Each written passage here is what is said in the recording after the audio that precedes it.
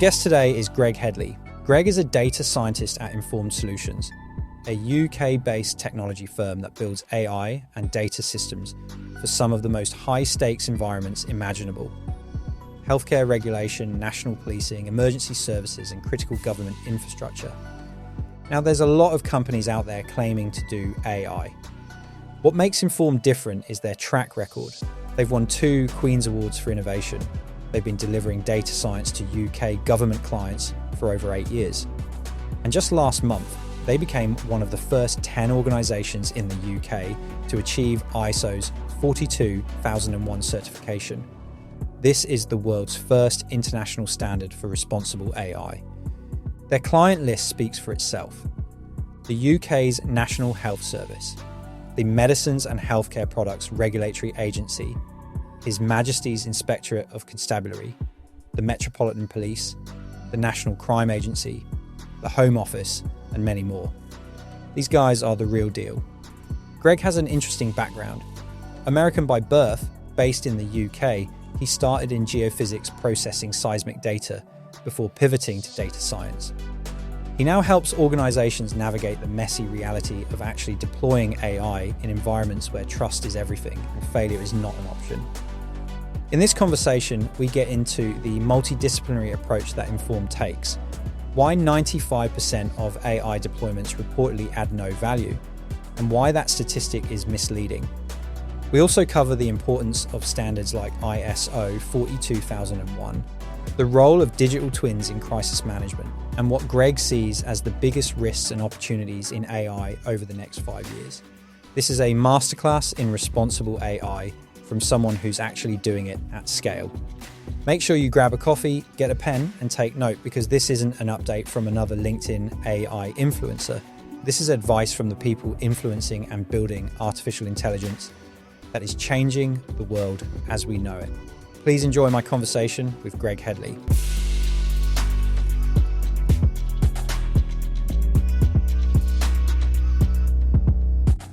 I think today we're going to go through some stuff that a lot of our listeners I know are really interested to learn more about, particularly around technology, cyber, AI.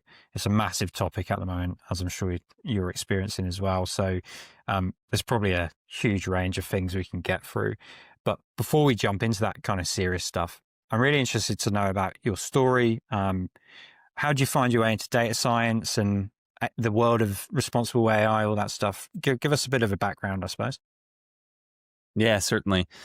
I think, in principle, I suppose I've been doing something data related for about the last 10 or 12 years. You can probably tell by the accent, even though I'm in Britain, I grew up in America and I came over for university at 18, studied maths, and then I went into geophysics of all things. And worked in big seismic data processing for a number of years, but got increasingly more interested in the more general sort of data landscape, not just seismic data, but what can you do with arbitrary data sets, and eventually went and did a master's degree in data science. So for the last 5 years, I've been doing sort of out and out data science. I worked in wearables actually for a couple of years, and then moved over to Informed about 3 years ago. And, it's been a really expanding my horizon and my sort of view of all of the different technologies and ways that you can deliver data science solutions. We work for a lot of different organizations, and in particular a lot in public sector, and that means that you get exposure to all of the different layers of government and all of the things that get done, from healthcare to policing, the list sort of goes on, as you can imagine, with government. So it's an exciting time to be in the space, and I'm enjoying getting to learn so much from so many different organizations. For sure, yeah.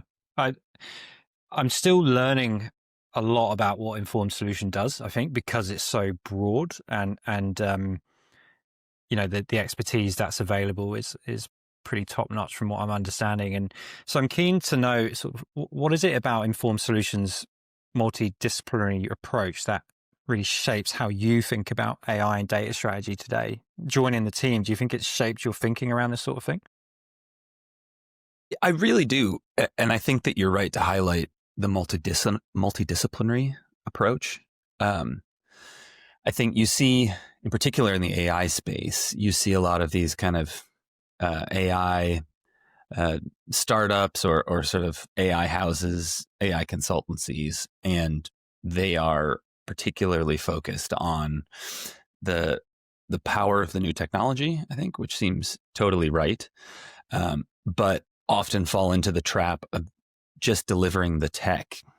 And one of the elements to the informed recipe that I think is really successful is that we bring together these different disciplines. So broadly, we're organized on the technical side, at least, into 5 disciplines. There's software engineering, as you can imagine. Then we have what we call delivery management, which is the sort of project management, which I don't think is ordinarily captured as its own kind of technical discipline inside an org. It's kind of taken for granted as a guarantee that you have to have it. But I actually think it allows us, having it as a technical discipline allows us to reinforce some of the really important skills there. We also have user-centered design, which, to that prior point about sort of out and out AI delivery house, I think that for me, I hadn't had, until I joined Informed, I didn't have the same kind of appreciation for how important that discipline in particular is to successful, tech delivery more broadly.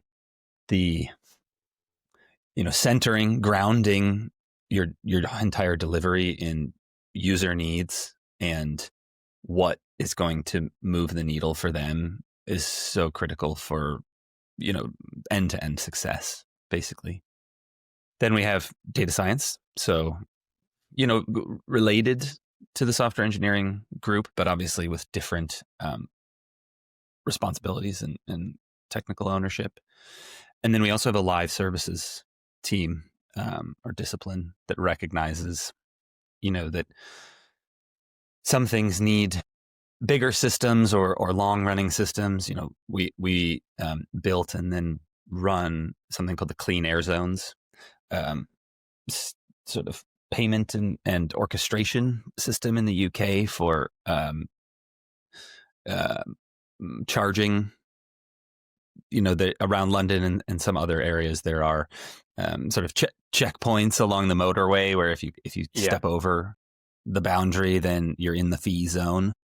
So that's a pretty complicated and big set of infrastructure. So then we obviously need a team to make sure that it's got running. high uptime and all that kind of stuff. Yeah, exactly.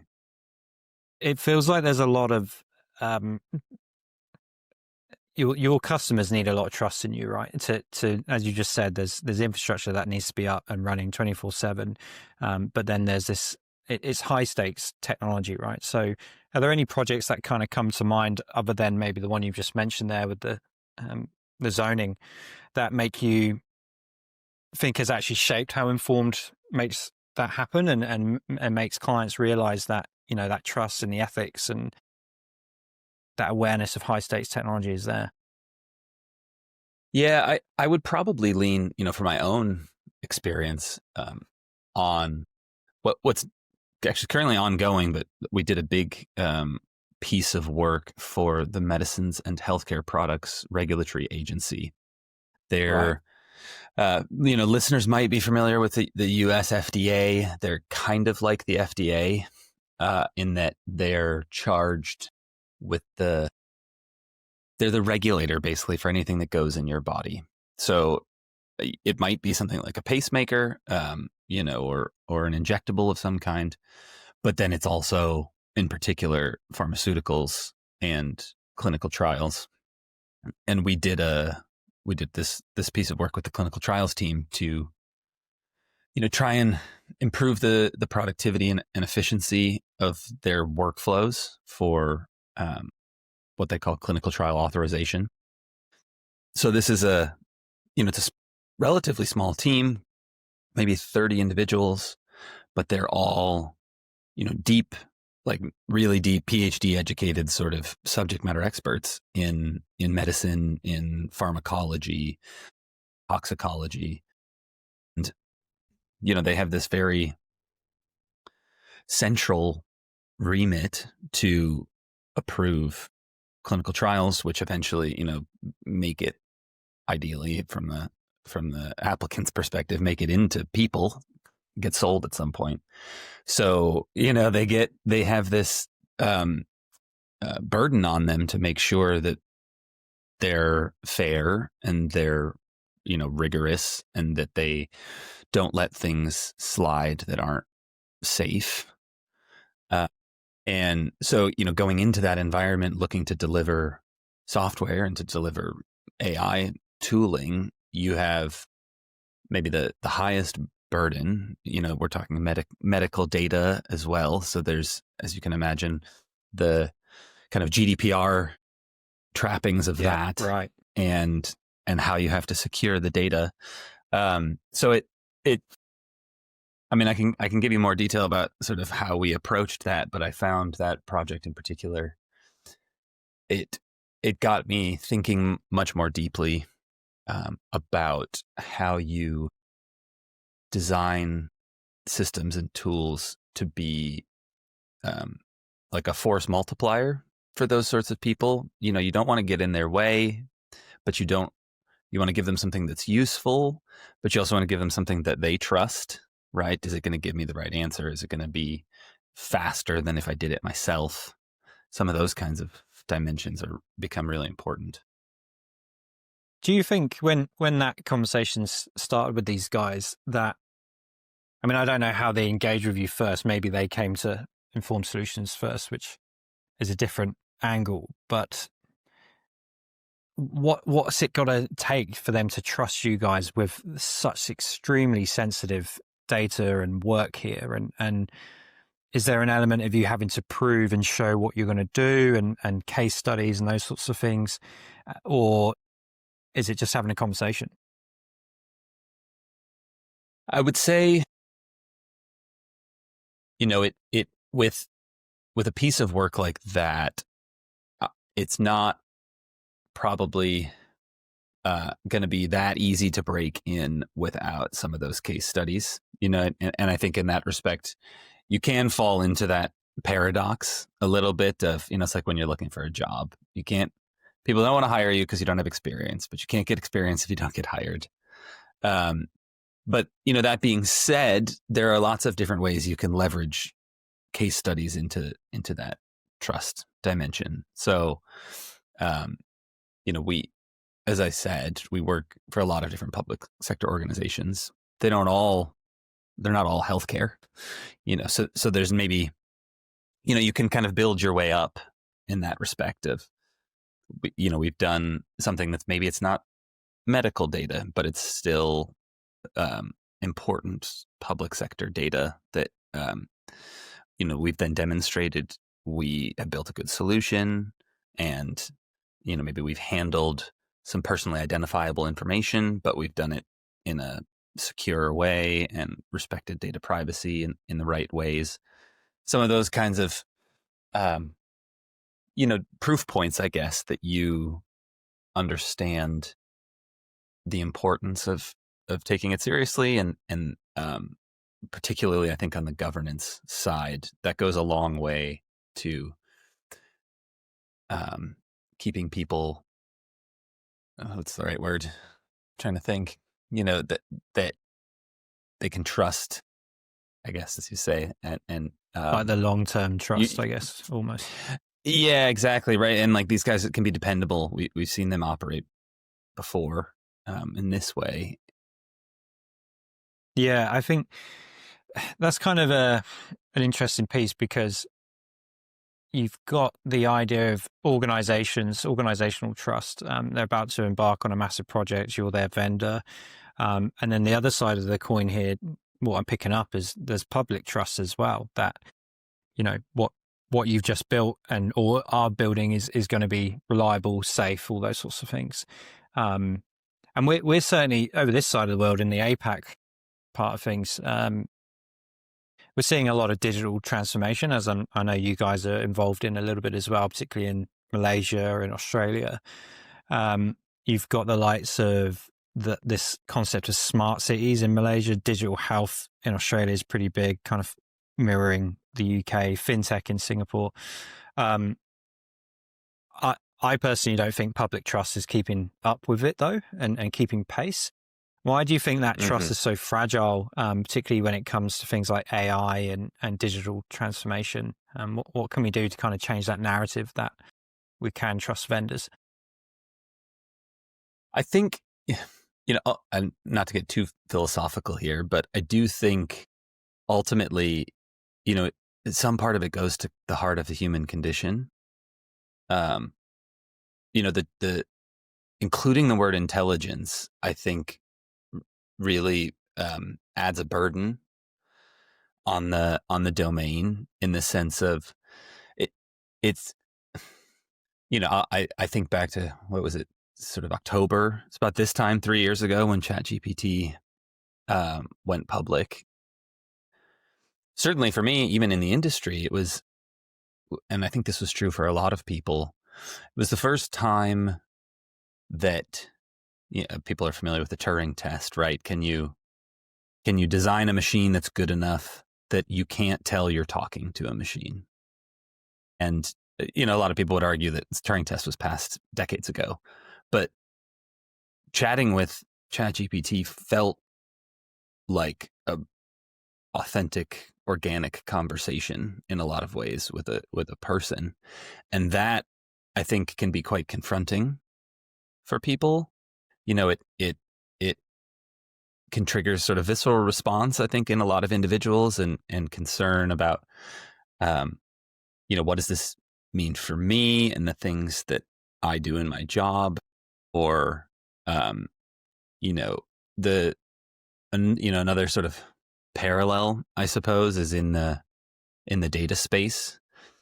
We've been conditioned, perhaps over the last 20 years or so, to be the product, as it relates to data. I don't know if you're familiar with I don't know who it's attributed to, but there's as it relates to social media, right? There's this thing: if the service is free, you're not the customer, you're the product. Yes. And I think myself included, like, a lot that doesn't sit well with a lot of people. And so for me, some of it is the underlying nature of the technology makes trust hard. I think some of it is that a lot of the things that have happened in the digital revolution since the internet set people up to be less trusting, especially in this data space, because so much of what the data that we produce is getting used, maybe, hopefully, with our permission, sometimes maybe without it. But you want to have a sense of that, I suppose. And then I guess the last thing is probably the kind of standard tech adoption curve. Tech skepticism, or there's that sort of chasm. There's the early adopters, like, oh yeah, like, I totally want the new Tesla that's 200,000 pounds or whatever. And then nobody else follows them. And then it takes a number of years before you see the upswing of kind of mainstream adoption and popularity. So it's a mixed bag, I guess. Are you or your team seeing trust in AI being harder to get by because of things like ChatGPT? You're saying, because I agree. I think when you talk to ChatGPT or any of these LLMs, they were good 3 years ago, but now it's getting unbelievable. I mean, people are using them for mental health. They're whether that's Yeah. positive or negative, that's another topic in itself. So do you guys see that the trust is perhaps actually going backwards again because they're so convincing, or is it helping? It can go. It's interesting, I think, and this is not unique to AI. I think it's true with a lot of technologies that, people see publicity for, but they don't have sort of fundamental understanding of, if that makes sense. Like there's a tremendous amount of hype and conversation happening in the public domain in this space right now. I think we're still on the journey of users and organizations educating themselves on what's really possible. And I think that's certainly what I face a lot of the time is educating people on what their expectations should be. There's I see a lot on the polls, right? People are either really skeptical that it can do what everyone says it can do. And then there's people on the other side that also, think it's sort of a magic wand and can do sort of anything fairly easily. And as always, right, the truth is somewhere in the middle, and it depends on the domain and it depends on the problems that you're trying to solve. The current AI tech is pretty good at some things and it needs a lot of configuration or a lot of, extra engineering to be good at other things. Yeah, right. Yeah. Yeah, that's a good point. I was recently reading I want to say it was McKinsey did a report on, the top 500 businesses and whether they're adopting AI at a large enterprise level or where they're putting it and why they're putting it in. And what was interesting was there's a lot of executives, trust was that big issue, and not necessarily trust with AI as a whole, because as you're saying, technology needs trust regardless of what it's doing, especially if it's going to replace full systems and processes. This report, I mean, it's a couple of months, probably 6 months ago now, I'd say, but the report highlighted that they're not moving on it to a large degree like the media says they are, because they're still too nervous about what it could do or what it can't do and how much money it's going to cost. And I know you guys actually do that sort of AI readiness piece as well as a project. And yeah, I mean, that is a great example of coming in and saying, is this right for you guys? And if it is, where does it go and what does it do? And I mean, maybe a few more people need to take you guys up on that. But what have you seen as being that kind of high trust behaviors or governance practices that separate leaders from those laggards? You're talking about that kind of the adoption curve. What are the things you're seeing that differentiates them? Well, I think it's probably fair to say that when trust is absent or it's lacking, and I think this runs across the board, regardless of business or relationships or whatever, you want to build it up incrementally. You want to give, an opportunity to do something trustworthy, and then for people to see that be reinforced, and that's how you start to build up momentum.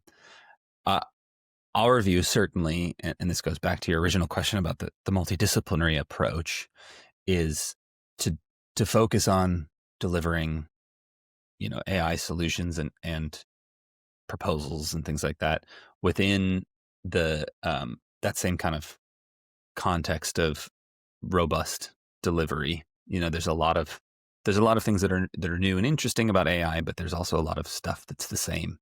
You still have users, so you still have to involve them. I think in that arena, we find it really important to have human in the loop sort of baked in to the solutions that we design. So the kind of standard mantra is it's decision support, not decision making.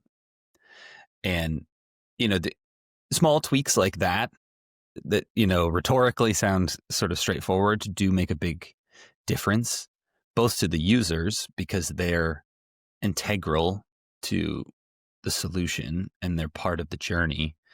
But then, also, so in the MHRA example, right, that the solution's not directly public facing, but the outcomes of what the assessors decide to do, absolutely has a downstream public impact.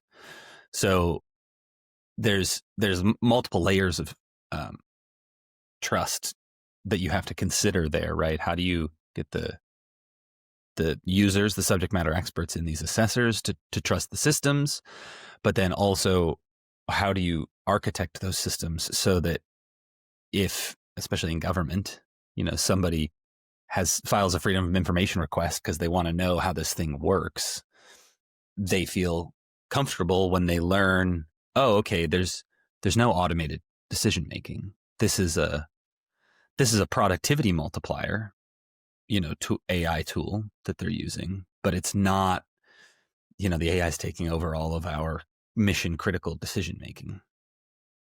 Does that happen enough though? I feel like that's not something I know people are checking, and maybe it sounds like they should.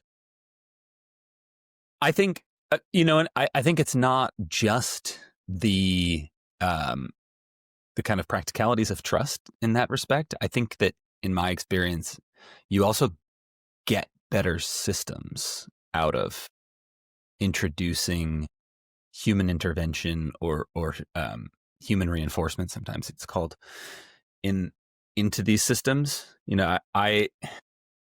For me, going back to the point about dedicated AI houses,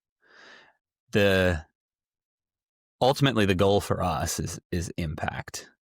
And sometimes the other side of that coin is engineering or technology. People want to deploy the cool technology, and that becomes the goal instead of how do we have a meaningful impact, be it cost savings, be it productivity gains for users. With the MHRA, there's not a lot of them. There's a lot of applications. These assessors are just drowning in work all the time. So how do we relieve some of that burden? But recognizing that for a whole host of reasons, those assessors need to be the ones making the call, not yet, at least. You're not suing an AI model, right? Some person is the one going to court that's representing the government or whatever in a lawsuit. So those individuals are ultimately responsible and accountable for the decisions that they make and of the agency. And I think that reinforces that you don't want to hand those kinds of things off to a model, regardless of how intelligent it is. Yeah, that's a good point. I was having a conversation with a retired executive who was talking about this idea that you've got some individuals, mostly out of Silicon Valley in America, saying we'll have these one-man, one-woman unicorns, and they won't need anyone because their team will be AI. And the funny thing to me is when there's a crisis and they've got to stand in front of media, I want to meet the human being who says that the AI prepared them for that interview, and the advice they got was from their chatbot and all this sort of stuff. I just can't see it, to be honest. But no one's going to, the public who's lost their data, they're not going to accept that as an answer. So yeah, well, exactly. Interesting. Yeah, yeah. AI readiness, though, what does that kind of mean in practical terms, and how do we get ready for what's coming? Because it just feels like every day there's a new release. I was just playing with Google's Banana, whatever it is, the new image Nano Banana tool, and that's it. I couldn't believe that. That's scary how good that is. How do we get ready for this sort of stuff? Well, yeah, I mean, I think I can appreciate the question in particular because I've spent a lot of the last 6 months refining and delivering our what, as you alluded to there, what we call our AI readiness assessment.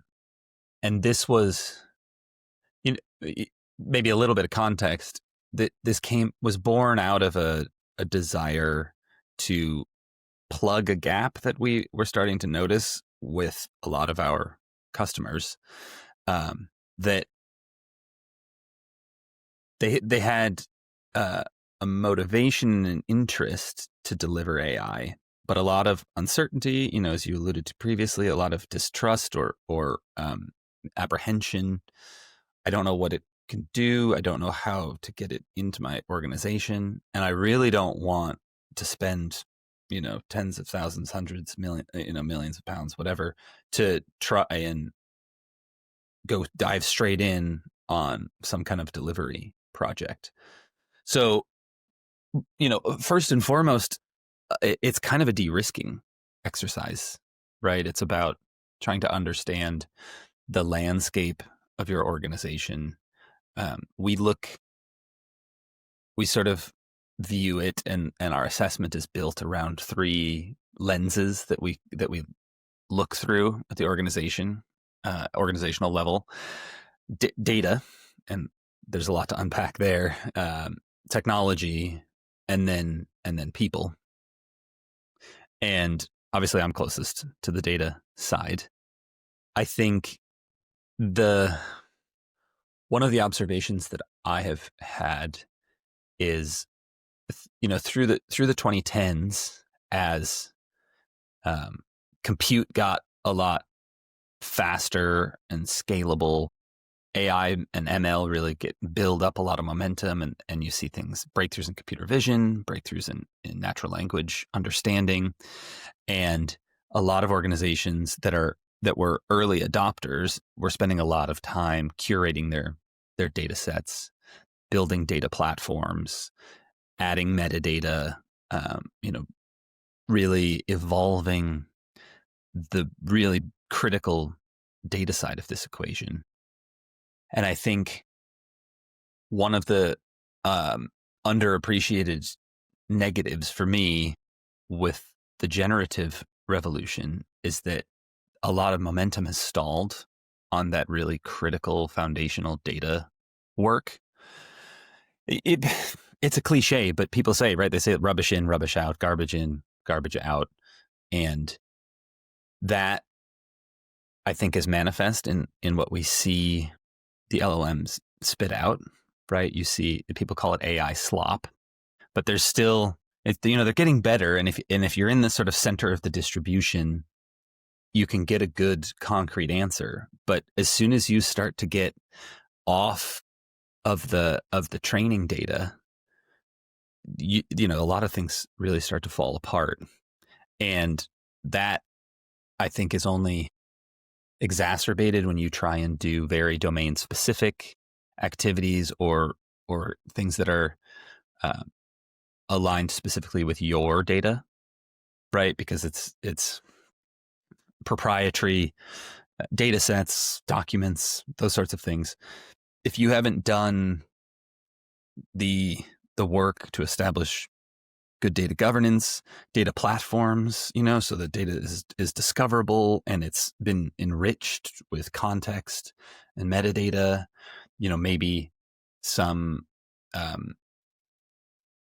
the human expertise that sort of is a bit ephemeral and is not lives in somebody's head about a particular data set. You know, do you have ways to capture that and digitize that so that it can be used by a model? You know, on the technology side, there's lots of layers. You know, we're still, and I'm sure this is especially true in APAC. Organizations are still getting on board with the cloud. What does it mean? Which provider? What tools are available? What data do I move to the cloud? What do I keep on-prem? You know, how do I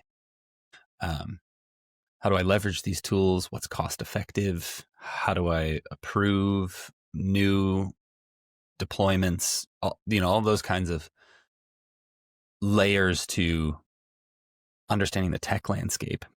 Also really critical. Obviously, cybersecurity falls under that banner. And then the last lens on the people side, it goes to a lot of what we've been talking about. What's the trust landscape with the business, with the potential users of the AI that you might be considering? Are you not considering any AI? Do we need to go and canvas for use cases from domain experts or particular groups? How do you think about and tackle getting those people in the boat and bringing them on the journey with you? It's always going to be harder if you're swimming upstream against your own teams with deployment and delivery of these kinds of systems. So it is in a lot of ways organizational wide in that respect, that the successful AI deployments, have readiness across all three lenses. It doesn't have to be perfect, right? You can start small. You can find use cases that speak to a really painful user need in one slice, or a sort of a minor annoyance that runs across for everybody. But that getting one of the main outputs that we often present off the back of the AI readiness assessment is to get started and get something into production, as we would say. You learn a tremendous amount about how your organization works, about what the challenges are.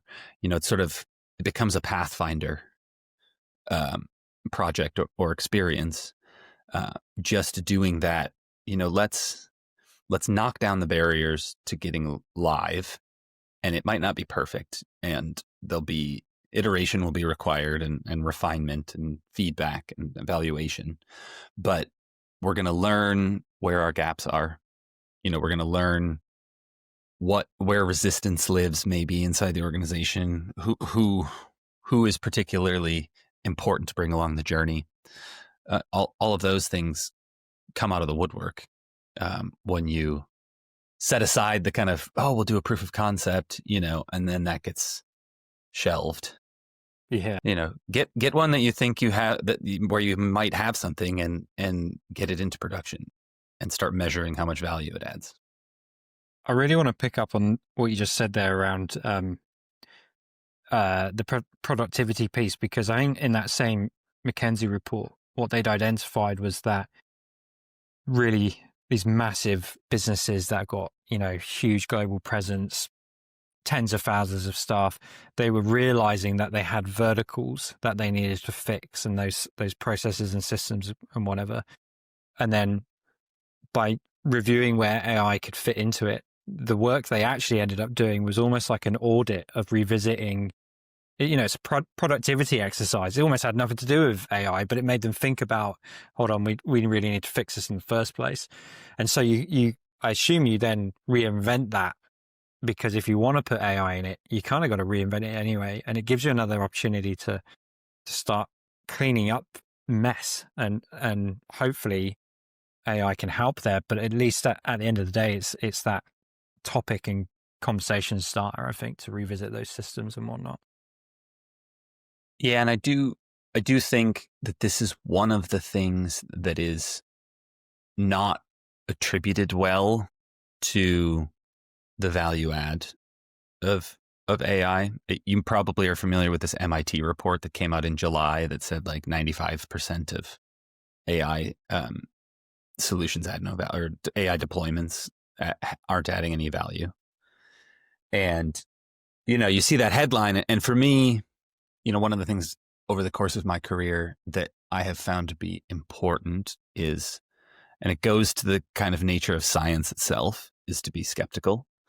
So I saw that number and I thought, that seems quite confidently high. I'd like to see the methodology.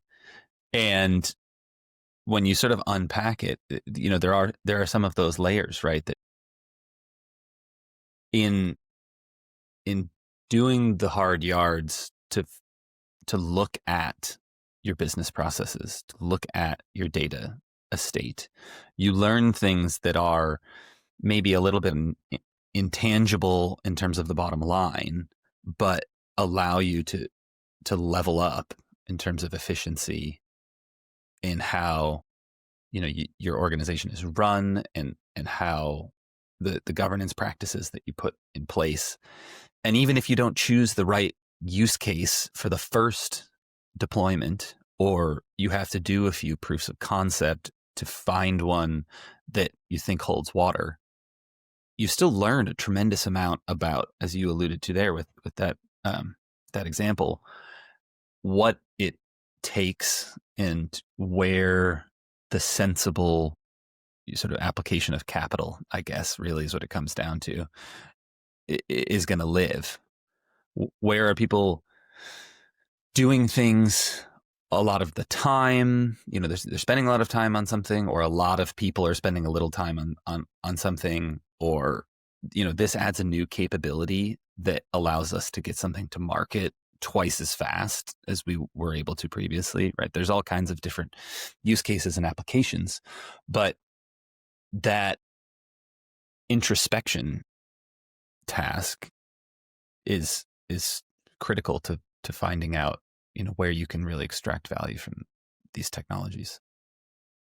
You mentioned earlier about governance, and I'm kind of keen to look at that a little bit, because I was having a conversation with a consultant a while ago, and he was looking at changing his career, and I jokingly said that there's probably a lot of value in doing AI governance and policy at the moment, because the versions I've seen of it over this side of the world are not good. There's a lot there, and then you've got the ISO 42001, I think we're up to now. That's the one. Currently going through that world of pain, I understand. So can you walk us through that a little bit? Like, the international standards like that are obviously, it's good that they're emerging quickly, particularly how fast AI is moving in the adoption of it. Why do you think leaders should care about this, though? What kind of problems do these standards solve, particularly from a governance perspective? Yeah, I mean, I think the place to start is recognizing that, and we touched on it earlier, that this technology has grown exceptionally quickly, and as a consequence, both regulations but also standards are lagging behind. Certainly the technology, and I think a lot of the adoption as well, as you suggested there. So I think the important point to make is markets without standards are inefficient at best, I would suggest, and corrupt at worst, right? When you don't have an agreed standard of how we are doing things, it opens the door for bad actors to take advantage of people who maybe are ignorant of what good looks like. I think standards are a good way for us to agree, what's effective, what's fair, what's secure, how do we govern these things. So yeah, as you alluded to there, I was sat yesterday in our certification audit for the 42001 standard just yesterday, and we see that as, I think, we're one of the first 10, maybe first 5 in the UK to go for the certification. Wow. They've only just gotten the agreed upon kind of audit scheme through. So we're also, cybersecurity 27001 certified. So we see real value, I think, especially because of the amount of work we do with government that often want to see that evidence. But even, aside from that, I think having an agreed upon set of standards makes all the difference for you to be able to deliver with confidence and, on budget, on time, right, to a high standard. So I don't know, I guess I think we're better off in a world where we have some standards that can tell us what good looks like than a total Wild West where we're sort of at the mercy of these model producers. And they need to happen quick, right? Because as you're saying, things are moving quick and they need to evolve to do that as well. Yeah. Yeah, exactly. Do you think standards, well, how do we get these standards and the governance to help enable innovation rather than restrict it? Because I know that's a big issue for a lot, particularly with this side of the world, actually. New Zealand doesn't move fast enough for this sort of stuff. We don't really have that many policies around cyber either. And my understanding is it's because they're worried it will stunt growth and innovation, those sorts of things. Is that true? Do you see that? Or is it's got to happen, it's necessary? I think, it can depend. Depends on the domain. I think in this space in particular, technology more broadly, but especially this one, having agreement on how we do things, especially for the fundamentals, is really important actually to enable innovation. So I'll give you a couple of examples. One is, there's an ISO standard for like credit card payment messaging. And you think, well, that is essential for basically global card payments to move smoothly. In the absence of that standard, what are people doing? You end up with this fragmentation of process, and that leads to massive market inefficiency. Whereas, if we can use that standard, we can all agree, this is how we're doing things on the fundamentals. Like, you send me this message, I understand it, I send you back the same thing. Great. Now I can spend my important time, my creativity on developing new financial products for my customers, innovative things that didn't exist before. There's lots of these examples. I think IT hardware is another good example, like the plug that you use for Ethernet or USB-C, right? Like, let's just agree that life is a lot easier if we all do the same thing. And that's how you make creativity flourish, right? Because you're not bogged down in, now we need to invent a communication protocol. No, we'll just adopt the standard, and other people are using the standard, and it's, someone else has done the thinking. Someone else has developed the process. And, there's I'm obviously quite familiar with 42001 now, but it's thoughtful and gives you a recipe for, not just successful delivery, secure and transparent and observable. So I don't know. I guess I would counter with, like, show me the examples of markets that don't have standards like these that operate at high efficiency. Yeah. Yeah, that would be another podcast in itself, probably. The idea, I really like that answer. I think that's, I haven't actually thought of it that way myself either. Is this idea of, if that's covered, it gives you that space to think about other things, and that's where you start innovating, and you don't have to be distracted. That governance is sorted. Yeah, let's get the process on rails so that our creative, savvy people can dedicate their effort to new things and innovative things. Yeah, give them the space to do what they're best at. What do we do from a smaller business perspective, those that can't get ISO accreditation, do you think? So I guess I'm thinking about small and medium-sized businesses, entrepreneurs, those sorts of things, that they still want to have, I guess, that kind of assurance and coverage, that idea of risk and protocols, etc. But, they're not going to go and get an ISO accreditation. Yeah. Is there any other frameworks or any other things they could do instead? I mean, it's a bit of a cop-out, but I would say even just reading and understanding the standard, even if you're not looking to get certified, there are some fundamentals in the standard. I mean, that's what it is, right? But that do set you on the right path. So, I think there's maybe three things that stand out to me as the kind of core building blocks of something like that 42001 standard. One of them is centering your delivery around user needs, and it always surprises me how often that gets overlooked. Engineers building the thing, or executives that feel like they know their business, and they probably do, enforce, this is what we're doing. This is going to make the difference. This is, we've looked at the P&L, and there's costs to be saved over here.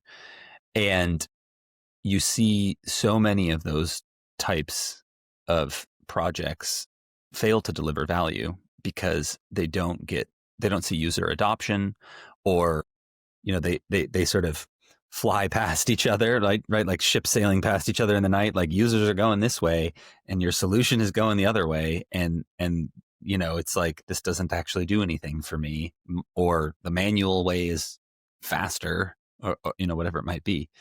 So I think that's really critical. Obviously, being a standard, governance is important. And I think, that word can feel bureaucratic, or it can feel sort of process laden. But again, kind of to the previous point about agreeing what we're doing, having those governance structures in place, from data to security, how do we do deployment? Once you agree upon that, you've greased the wheels, and you start seeing those benefits reinforced the next time, because you've already done that work and you already have those structures in place. And then the other thing that I would pursue if I was sort of looking to make best efforts to have some structure and maybe a bit of a framework, is to pay attention to observability, which I think gets overlooked in terms of its importance. I guess, what I mean by that is, like, it's being able to see how your data is flowing through your platform or your pipelines. Maybe how is it changing? Recognizing that there's a lot of fluidity in data, and we're constantly producing more. What are my models doing? How are they responding to user queries? How are they performing in terms of predictions against real world results? It's important to have like logs and sort of audit trails to be able to backtrack when something goes wrong. And all of that ultimately goes to important parts of the standard, like transparency, understanding and mitigating bias, and also obviously performance, which goes to, cost savings or value add.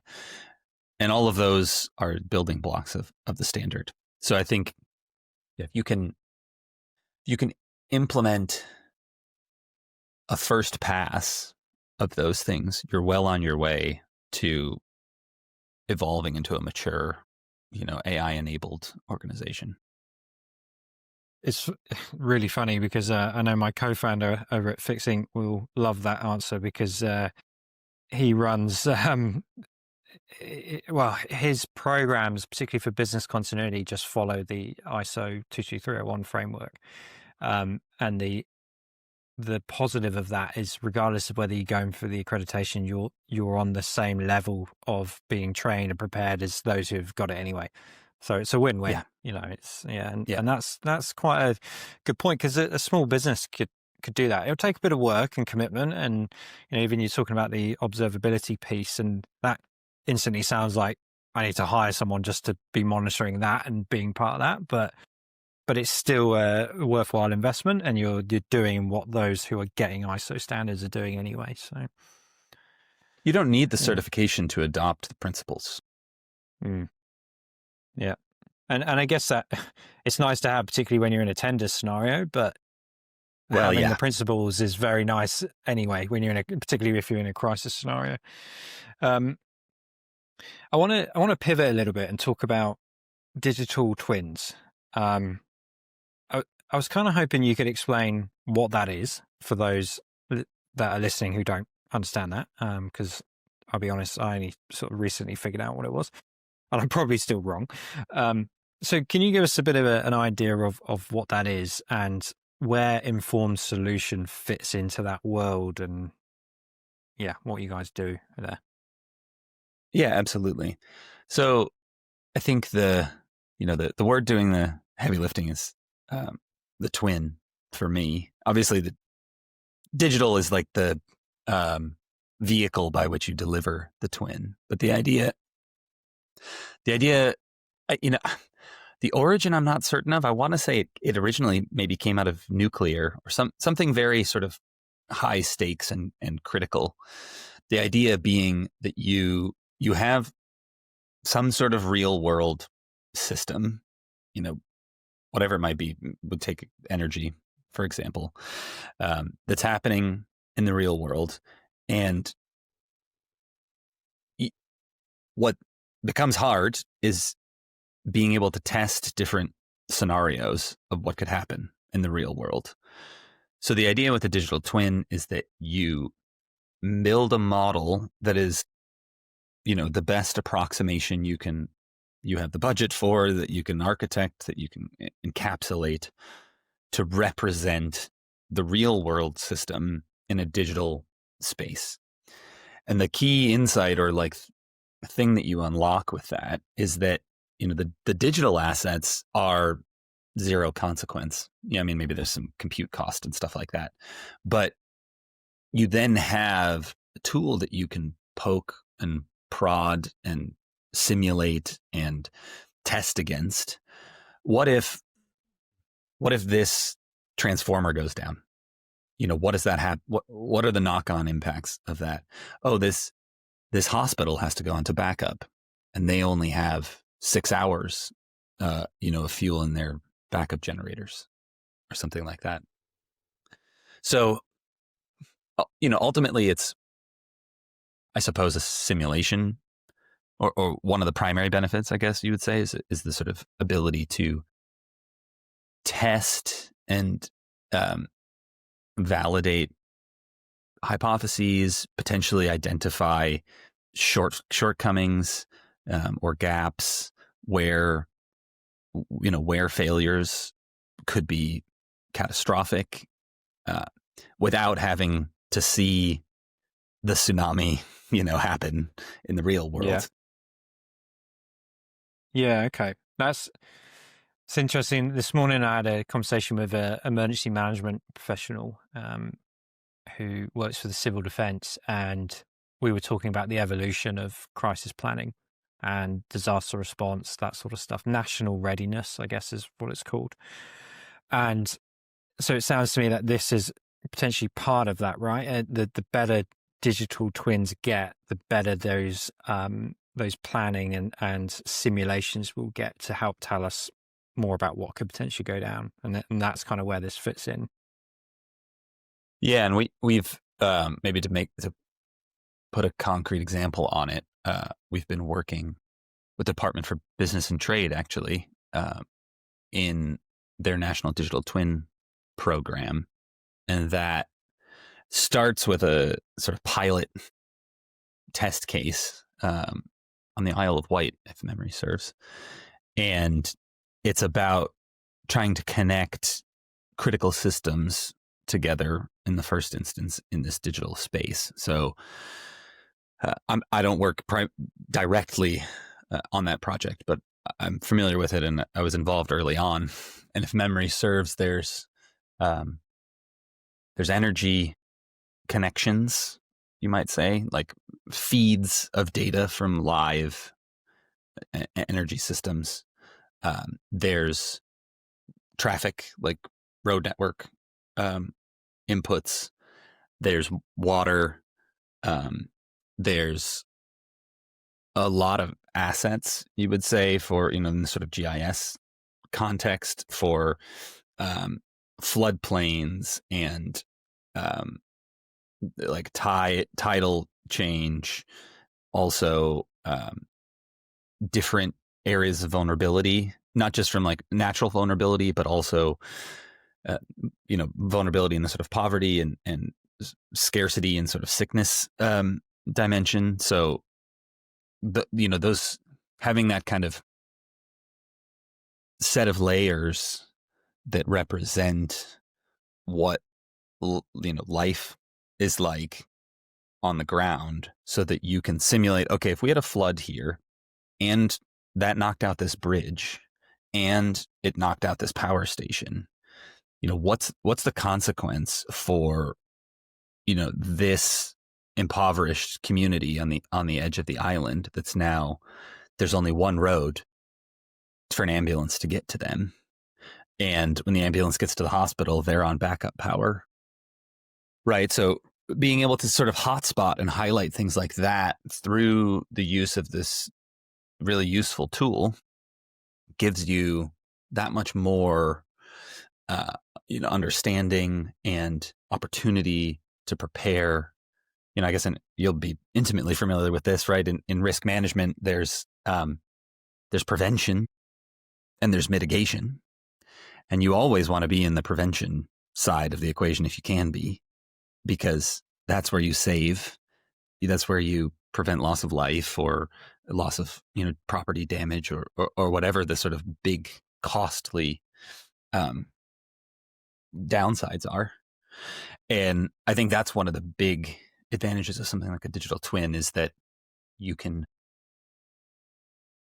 get a much better understanding and start to take action on what preventative actions you are available to you. What you're describing there sounds familiar to some tools I have seen here in New Zealand, but there is definitely a massive gap here. And again, back with that conversation I was having this morning, New Zealand has some extremely unique risks, particularly from a natural disaster perspective. We have something over here called AF8, which is the Alpine fault that runs straight through the country, or at least South Island. It's predicted to go off in any moment, basically, but 300-year gaps, and they're preparing for a magnitude 8+ earthquake. Now, there are systems that I've seen that can do what you're describing around this digital twin process, but some of them are only doing flooding, whereas the data for road networks hasn't been plugged into it yet. There's these huge gaps where they're kind of creating some of it, but not the whole entire picture. And what Brendan, who I spoke to this morning on our podcast, he was talking about some really interesting stuff around in Queenstown. If that Alpine fault goes in winter, the biggest audience down there that is going to face it are the Australians. There'll be 100,000 Australians over there, and they'll be stuck in an alpine village and unable to fly home because the airport's probably destroyed, And as he was talking about all this, I'm thinking, man, I just don't think people know this stuff really. And it's probably because they're not able to freely simulate it and build out all of these different scenarios in a sort of constructive ways. And it's amazing that somewhere like the Isle of Wight or the UK are doing these sorts of things, but then New Zealand, that's prone to tsunamis, volcanoes, earthquakes, we're not really doing it as much as we should be, which is a bit of a shame. and something we're campaigning for.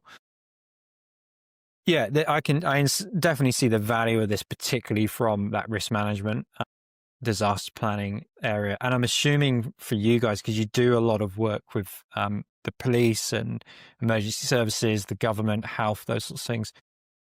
I'm assuming they're doing this all the time. Is that right? I think you're seeing, as it relates specifically to digital twins, I think there's, it's building momentum. That the Department of Business and Trade example I gave there is maybe you might say like a Pathfinder project in a lot of ways, in trying to build out, we're talking about standards, right? Trying to build out the architecture for how to deliver these things, more easily. One of the things that stood out to me when you were talking there is, how do you, it's not a trivial exercise, I won't sugarcoat it to create these systems. In particular, when you have to deal with maybe complex physics in the case of, I'm a geophysicist, so I spent a lot of time studying natural disasters and earthquakes in particular, and they're quite hard to model, actually, in particular about like how the impacts are going to be seen, and where you're going to see the resonance that creates a lot of quake that then causes primary damage.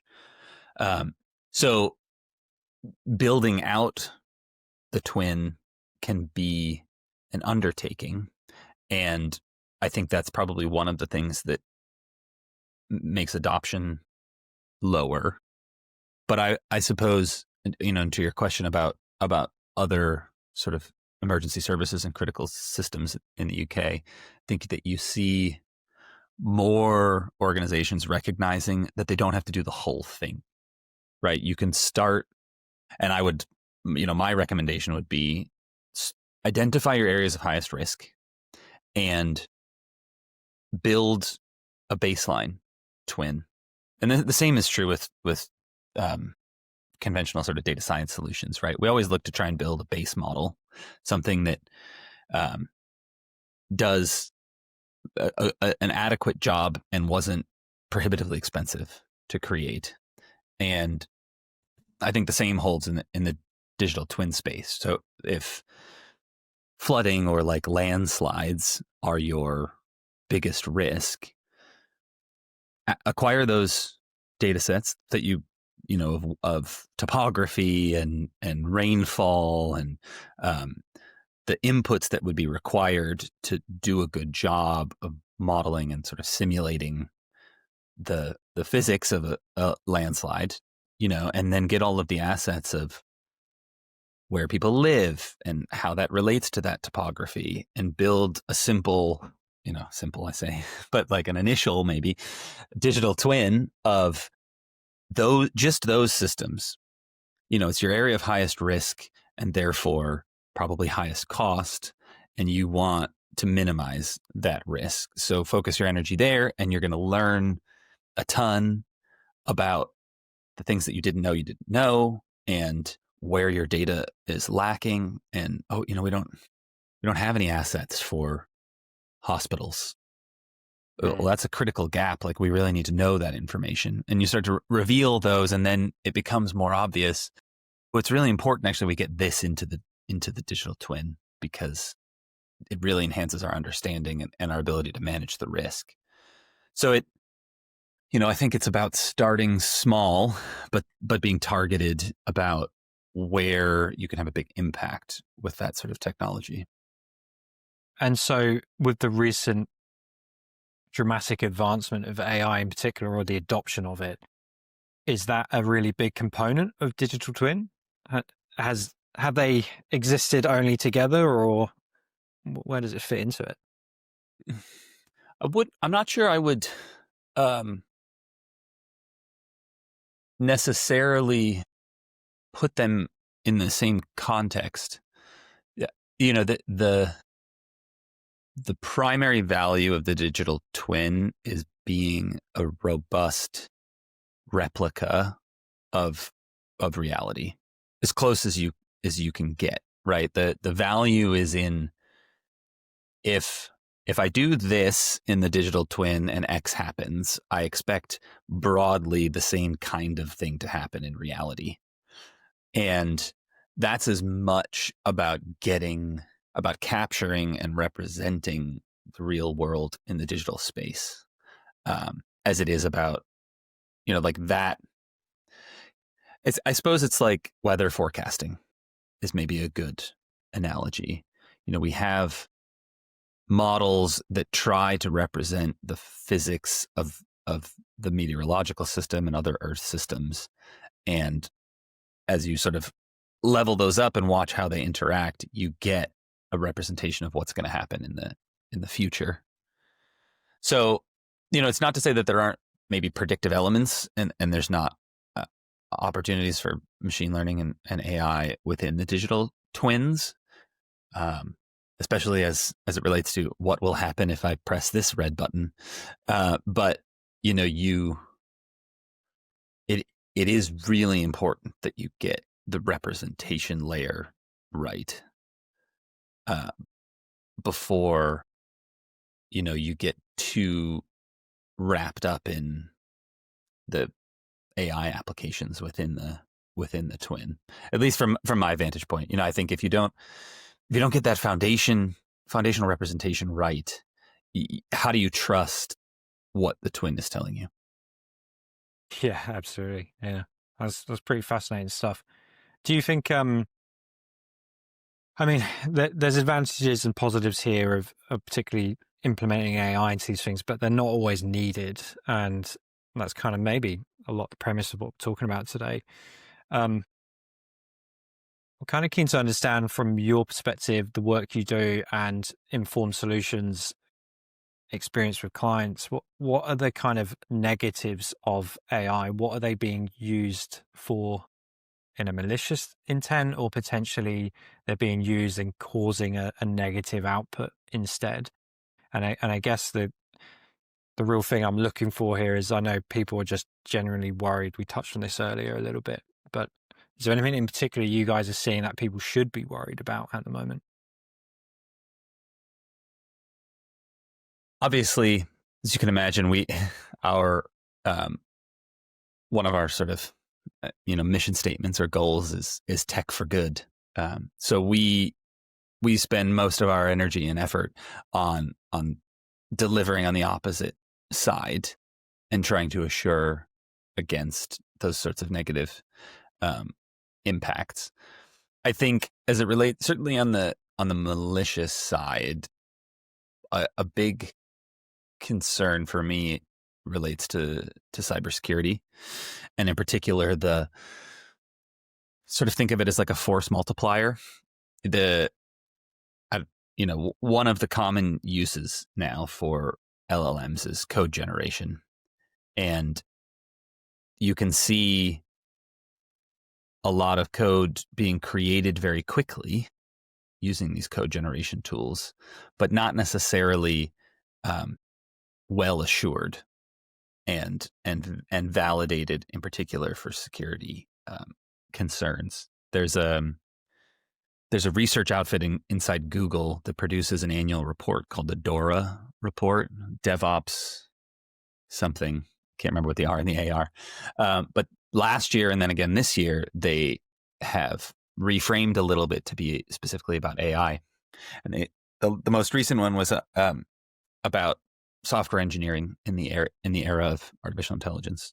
And they've got all these metrics of things getting better, going in the right direction in this era, with the one exception of software instability getting worse.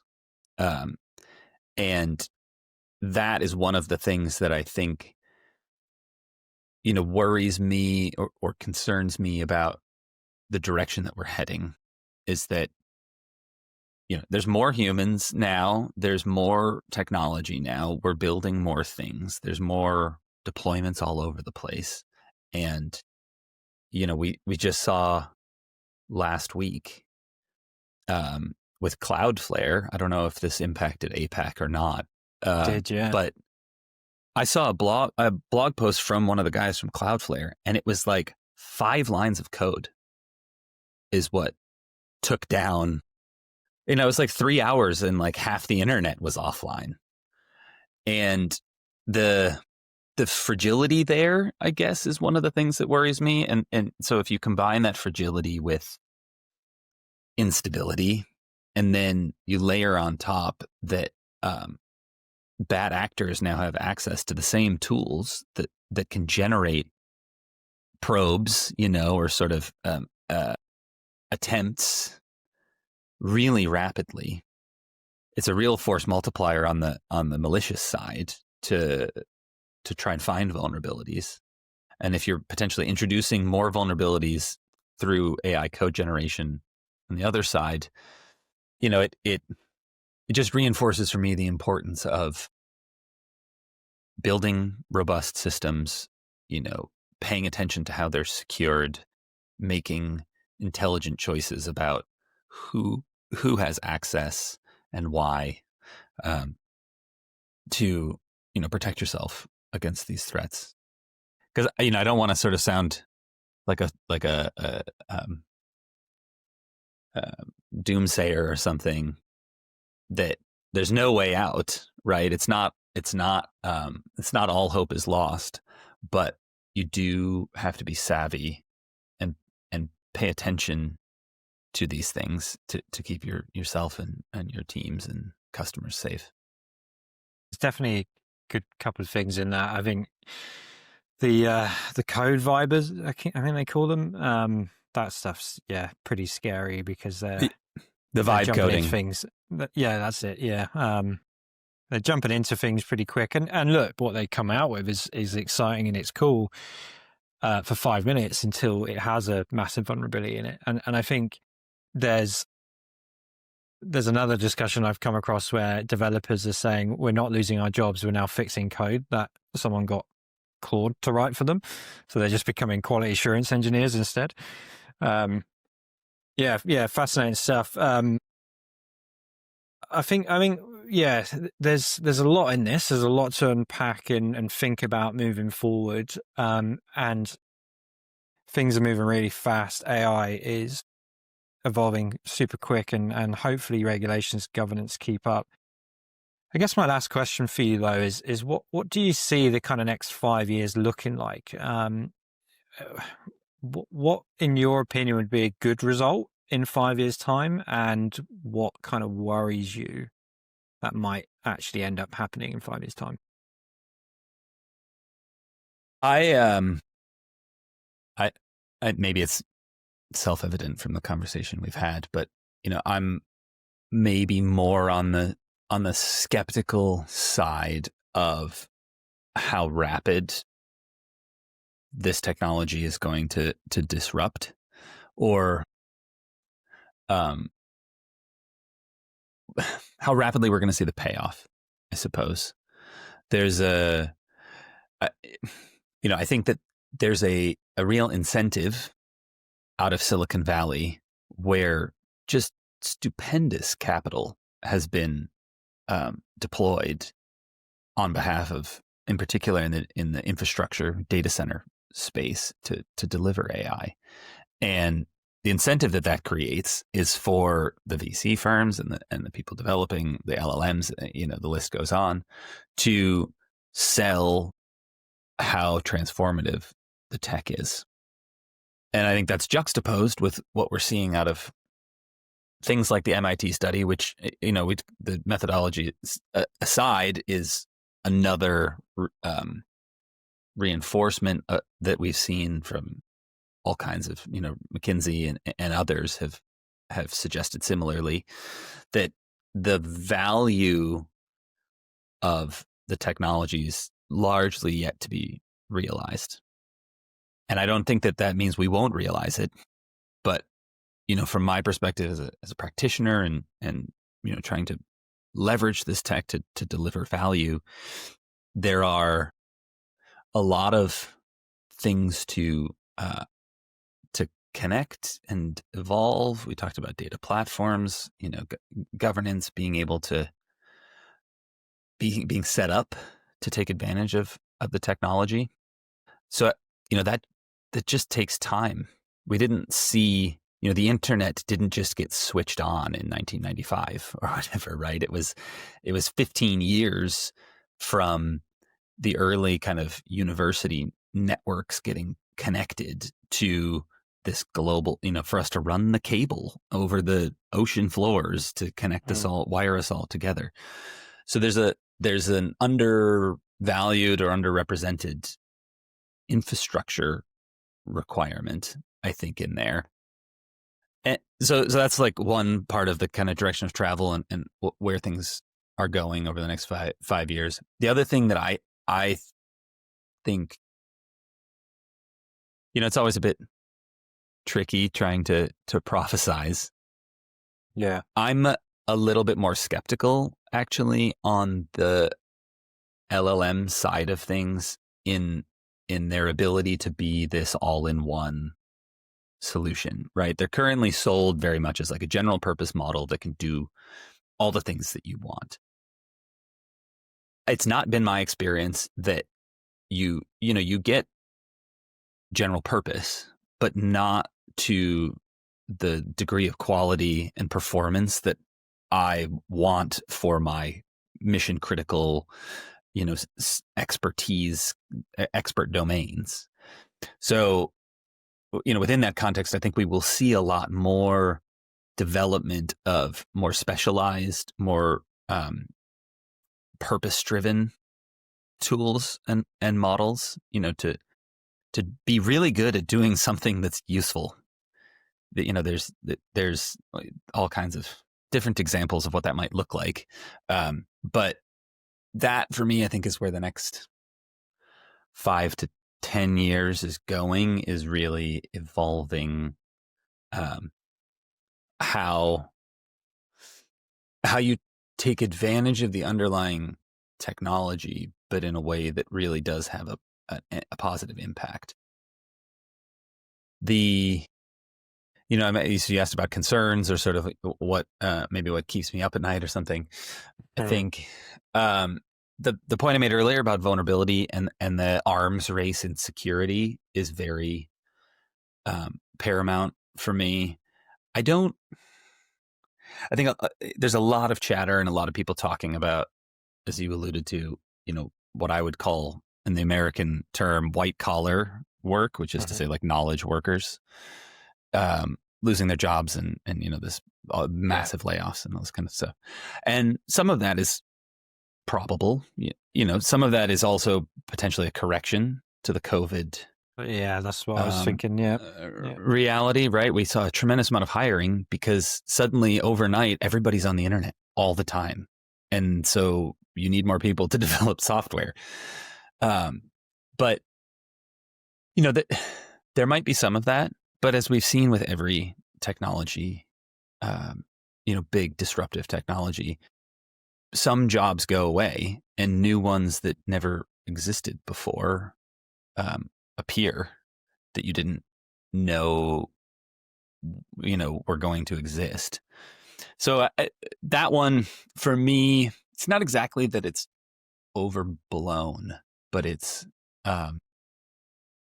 maybe misses the forest for the trees, in that we're always living in a dynamic and evolving economy, and markets drive some things to go out of business and other things to compete for new domains.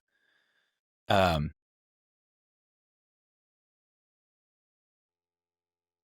I think I'm kind of an optimist. So the main one that strikes me is the security side of things, and that people aren't switched on to that. And that's always been there, right? It's just getting exacerbated now because people have there's a lower barrier to entry now, supposedly. Software is more brittle. Really true. Yeah, exactly. So that's a great answer. I think I listen to a lot of podcasts that talk about this doom and gloom with people losing their jobs, particularly, and I've always been of the opinion it was the overhire at COVID period, and they're using AI as an excuse as opposed to just poor strategy and judgment. But I would co-sign that, I think.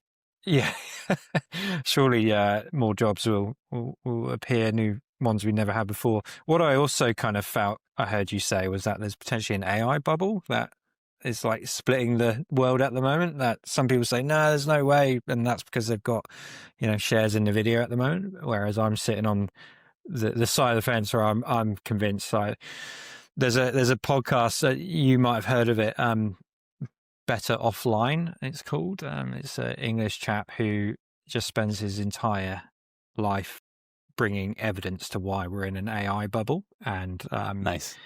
if you want to listen to it, if anyone's going to listen to it, warning, there's a lot of swearing. He's a passionate dude, but it's very well researched, and it's just interesting to, what he's saying makes a lot of sense, and it's quite a worry. But then, like we saw with .com, if it happens, and it's got to happen, fine. AI is not going to go away. LLMs aren't going to go away. There'll just be another version of that afterwards. It doesn't hurt to be prepared if it is going to happen, and how we're going to do it. Interesting times. Last thing, I was wondering if you knew or had any recommendations for books or resources you think people would find interesting. What's one that comes to mind at the moment you would want to share? So, it's a good question. And I think my answers as a practitioner are probably a little more in the engineering or sort of technical space.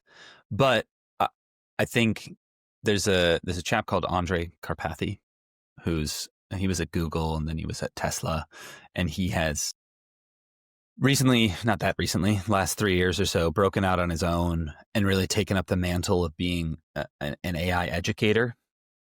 And I think he's very adept at finding intuitions or analogies that are immediately approachable to the layperson for how to think about how these things work. And there's a lot of anthropomorphizing of LLMs in particular.